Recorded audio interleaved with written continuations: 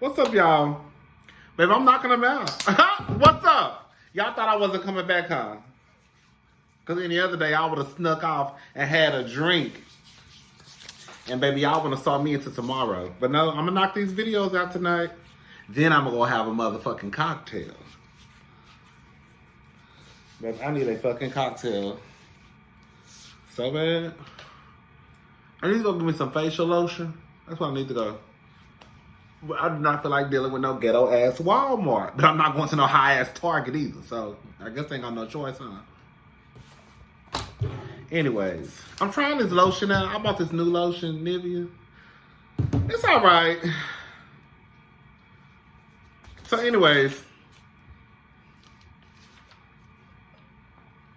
let's get back into Chasing Dallas episode 2.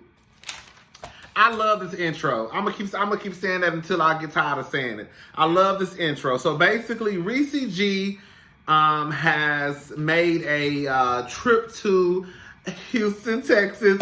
Houston, Texas, baby. He came to Houston, Texas for I'm spitting. He came to Houston, Texas for Splash.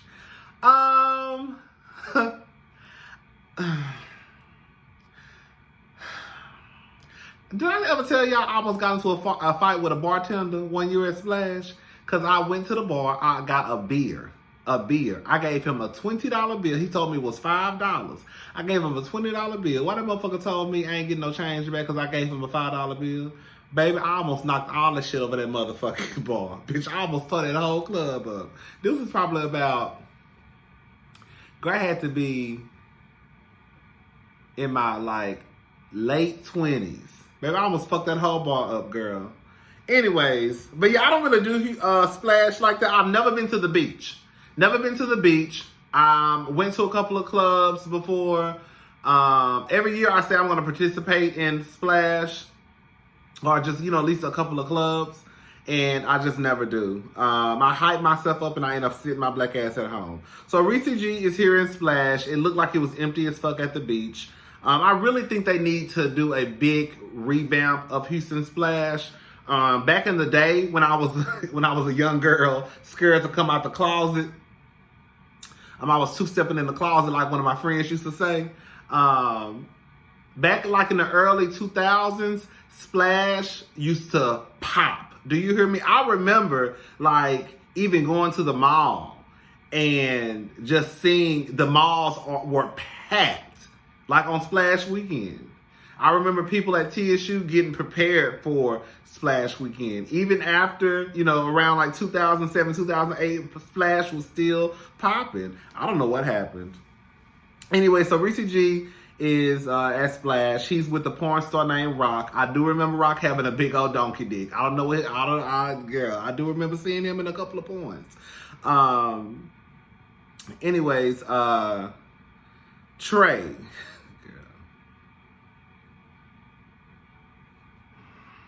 Y'all,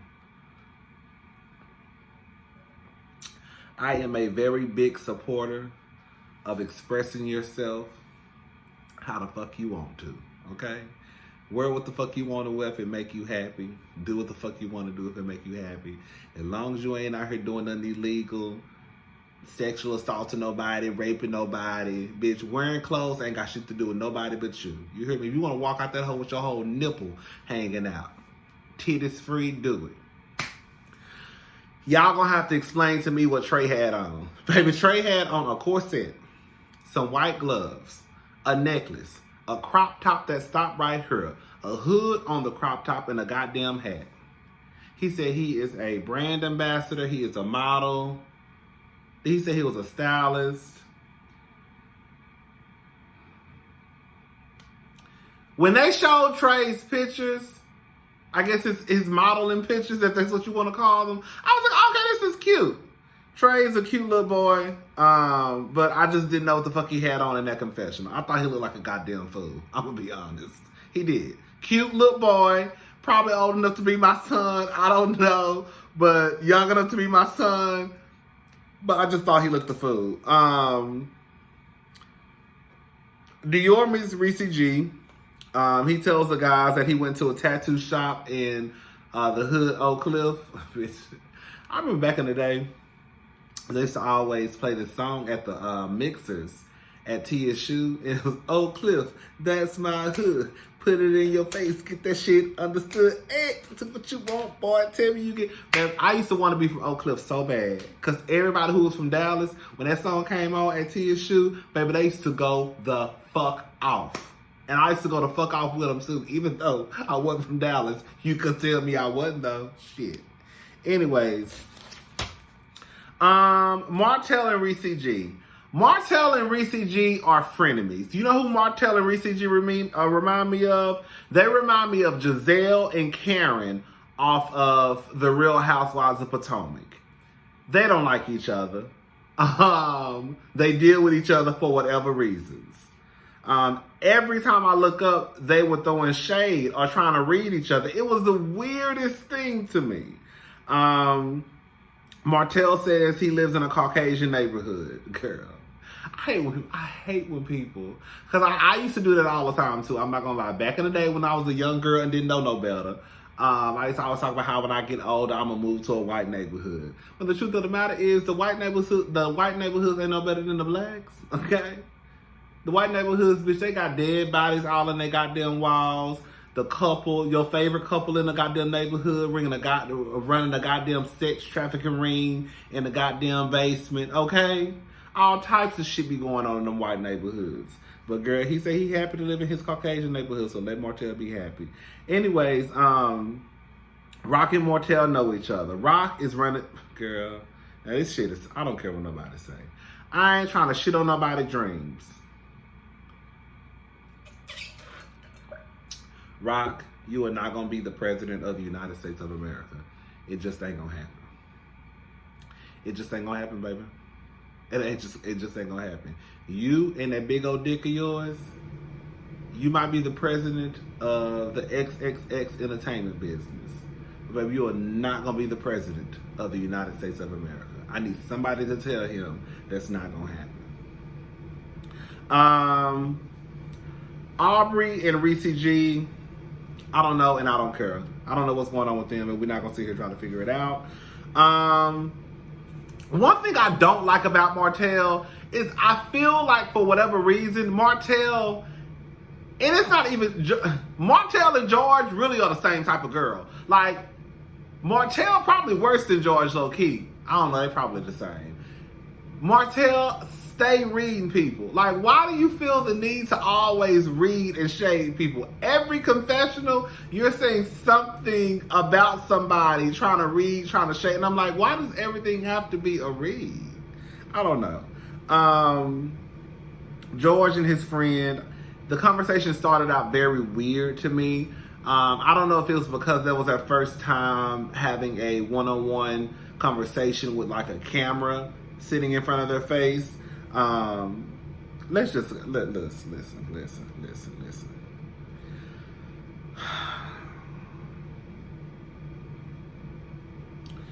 George, you are very shady, girl. You're very shady. You try to read the girls, and then you act like you don't know what you're doing. George reminds me of Yandy from Love and Hip Hop. Like, they'll shade people, and then when people catch the shade, huh? What? Who? Me? What? Why he come for me? Why he come for me? You know why people coming for you. You know why. Every time, like even when Martell called and invited you to the party, the first thing that popped out of your mouth was, I don't know how your money look. Do I need to bring a bottle? Was that even necessary? Just bring a bottle because that's the polite thing to do when you go to somebody's function. Just bring a bottle. If you don't want to bring one, then don't bring one. If you want to bring your pack of Lamaritas, bitch, bring your pack of Lamaritas. It's stuff like that I feel like that people that starts an argument. Like, this bitch tried to shade me. Anyways, I don't know. Right now, I don't know about George. I don't know about Martell. I just feel like, especially George, I feel like George is coming on a little too strong. Just like a little too strong. Like, I just need you to like bring it down a couple of notches and then you might be all right. He is funny as hell. The stuff he says is funny. The stuff he says is funny, but it's always like, why do you always have to shade somebody though? You can be funny without always having to shade somebody. Martell, can you do a confessional without always having to talk about somebody, girl? I mean, I guess I'm talking about y'all, huh? Anyways, he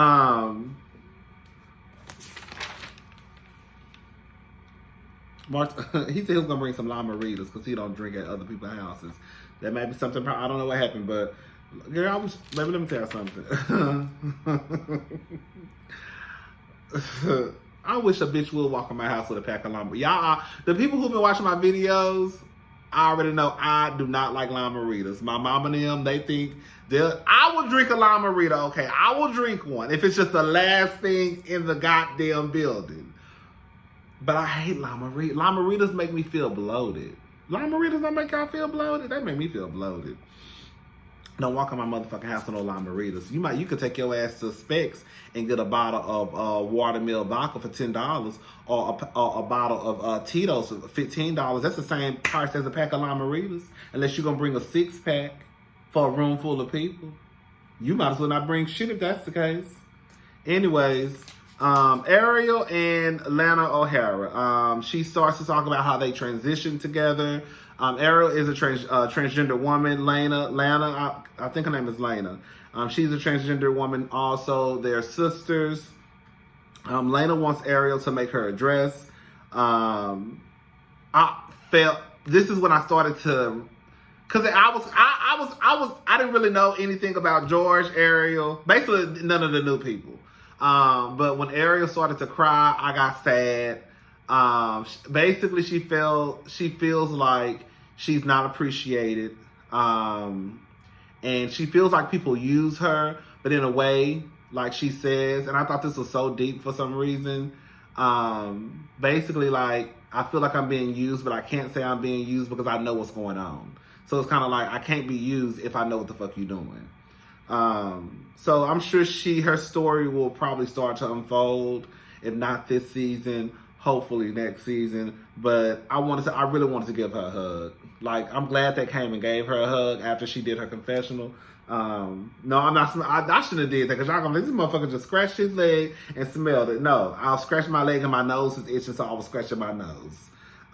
So anyway, King, Kane, and Trey, they meet up. So George been trying to smash all the girls. George been trying to smash all the girls.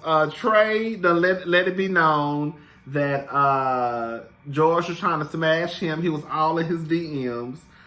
George, I did like George. I went to George's Instagram page. I think they had like some type of an award show.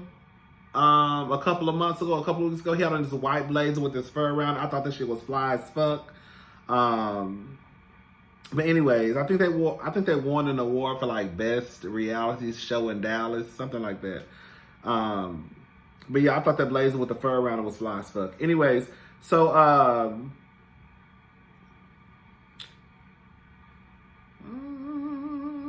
so Trey.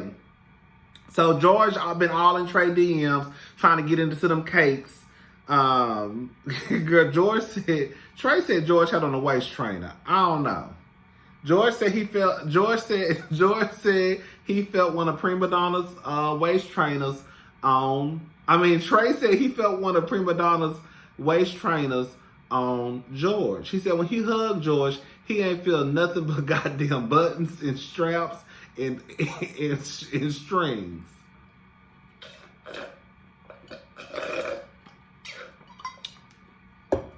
I don't know. He probably having some spanks. He probably having no waist trainer, George. He probably having no waist trainer, Trey. But if you felt something, bitch, it was there. He probably had on a mean spank. Do you hear me? George. Okay, so now they have game night because Martell was having a game night. George offers Kane an apology. Let me just let y'all girls know something. This is how apologies work. If you want to apologize for something that you did, or something that someone told you that, if you want to apologize to someone, apologize. But you cannot apologize to someone and then expect or request an apology from them. Because at that point, the apology that you gave was basically not sincere. Because if you really were apologizing because you felt like, let me apologize to this person, I'm just going to apologize to you. I'm not going to apologize to you and then request that you give me an apology in return. It does not work that way. If you're going to apologize and let it go. Or if you're not going to apologize, then just don't. But don't apologize and then say, oh, well, you owe me an apology too. No, I don't. No, I don't. I don't owe you shit. And if I feel like I owe you an apology tomorrow, I'll apologize. But if I feel like next year I don't owe you an apology, I'm still not going to apologize. But that has nothing to do with you feeling the need to give me an apology. Anyways. George starts his whole I'm business minded. George, you were trying to read. You were trying to read and shade King Kane, and he called your black ass out because you knew you had been following that boy, and you tried to act like you didn't know who he was or what he did. It is not your position to try and, we should get to know each other because I'm very business minded and other people in the group don't know what you do. If King Kane want people in the group to know what he do, he'll let the motherfuckers know. You were trying to be shady and you got caught with your hand in the cookie jar. And Kane let it be known, girl, you've been following me. You know exactly what I do and who I am. And you were right there at season 1 with that sweater tied around your neck, like you were right there. I like George though. I like everybody, honestly. I like everybody on Chasing Dallas. I just wish that like Martell didn't make it a business to constantly try and just be so negative to me. And I need to leave this open because I gotta watch episode 3. And George, you try to be so shady and read the girls, and then when they call you out, you act like you don't know what they're talking about. Trey seems nice. Ariel seems nice. I wanted to give her a hug. King Kane seems nice. Everybody seems decent. I feel like sometimes Reese G tries too hard to be that girl. Like, in the talking real slow and the moving the hair and all the, but yeah, everybody's cool. So far, I like everybody. Carrie, he's cool. Carrie could have been a friend. Yeah, because he ain't bringing nothing to me. But go download his album, though, his EP. But Carrie, he ain't brought shit to me. At the end of the day, I guess George is only doing his job, right? He making the show entertaining because, I guess that's what he's supposed to do, right? All right, y'all. I'm about to watch episode 3. I'll be back.